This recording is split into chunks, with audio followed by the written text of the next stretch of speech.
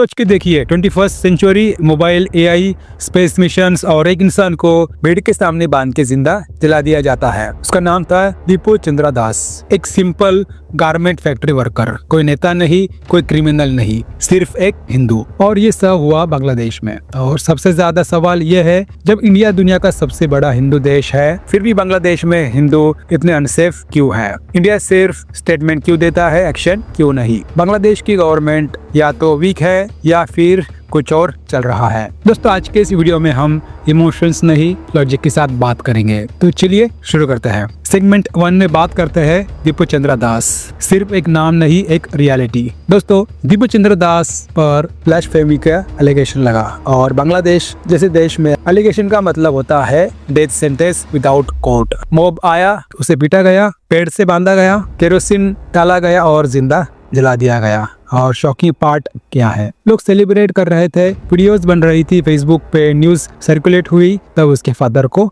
पता चला। गवर्नमेंट ने बाद में बोला इन्वेस्टिगेशन होगी, 7 लोग अरेस्ट हुए। पर सवाल यह है, मॉब में 100 लोग थे, सिर्फ 7 क्यों? जब मॉब ओपनली सेलिब्रेट कर रहा था, पुलिस कहाँ थी? अब बात करते हैं सेगमेंट 2 में। ये सिर्फ एक इंसिडेंट नहीं है दोस्तों, ये दीपू का केस आइसोलेटेड इंसिडेंट नहीं है। बांग्लादेश में मंदिर जलाए गए, हिंदू घर लूटे गए, अटैक हुआ, न्यूज़पेपर्स के ऑफिस जला दिए गए, और सब हुआ शरीफ उमान हदी के डेथ के बाद। हदी एक anti India radical youth leader था। उसके डेथ के बाद प्रोटेस्ट के नाम पे इस्लामिस्ट मॉब्स रोड पे आ गए, और फिर टारगेट कौन बना? हिंदूज, मीडिया, इंस्टीट्यूशंस, यानी जो भी एक्सट्रीमिस्ट नैरेटिव के अगेंस्ट हो, सब दुश्मन। सेगमेंट 3 में बात करता है बांग्लादेश गवर्नमेंट वीक या कॉम्प्लिसिट। अब असली सवाल यहाँ आता है, बांग्लादेश की इंटरिम गवर्नमेंट बोल रही है हम कंडेम करते हैं, यूएन बोल रहा है इम्पार्शियल इन्वेस्टिगेशन होनी चाहिए, पर ग्राउंड पे क्या हो रहा है?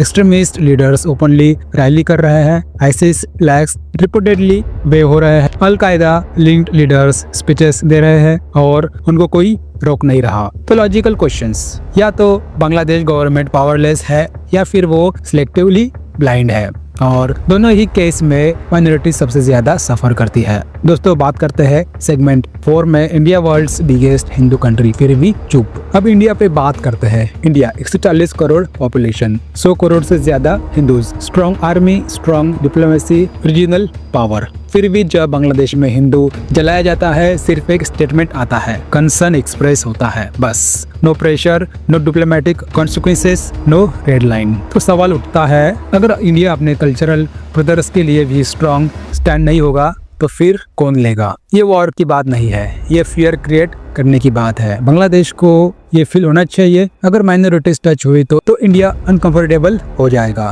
पर आज बांग्लादेश को लगता है इंडिया बोलेगा पर करेगा कुछ नहीं। सेगमेंट 5 में बात करता है, क्या बांग्लादेश इंडिया से डरता है? सच क्या है? ट्रूथ ये है, बांग्लादेश इंडिया से इकोनॉमिकली, जियोग्राफिकली और स्ट्रेटेजिकली डिपेंडेंट है। Trade, transit, water sharing, border security. पर जब तक कॉस्ट क्रिएट नहीं होती, तब तक कोई गवर्नमेंट सीरियस नहीं होती। हिस्ट्री देखिए, जब प्रेशर आता है तब एक्शन होता है, जब सिर्फ स्टेटमेंट होते हैं तब मॉब्स पावरफुल हो जाते हैं। इसीलिए एक्सट्रीमिस्ट फियरलेस है। सेगमेंट 6 में बात करते दोस्तों, ये सिर्फ बांग्लादेश का इश्यू नहीं है। अगर आज बांग्लादेश में मॉब जीत रहा है, कल ये पैटर्न किसी और कंट्री में रिपीट होगा। एक्सट्रीमिज्म एक डिसीज है, और जब स्टेट वीक होती है, डिसीज स्प्रेड करती है। यूएन बोल रहा है रिटेलिएशन मत करो, पर सवाल यह है, विक्टिम कब तक शांत रहे? माइनॉरिटीज कब तक सिर्फ नंबर बन के मरे?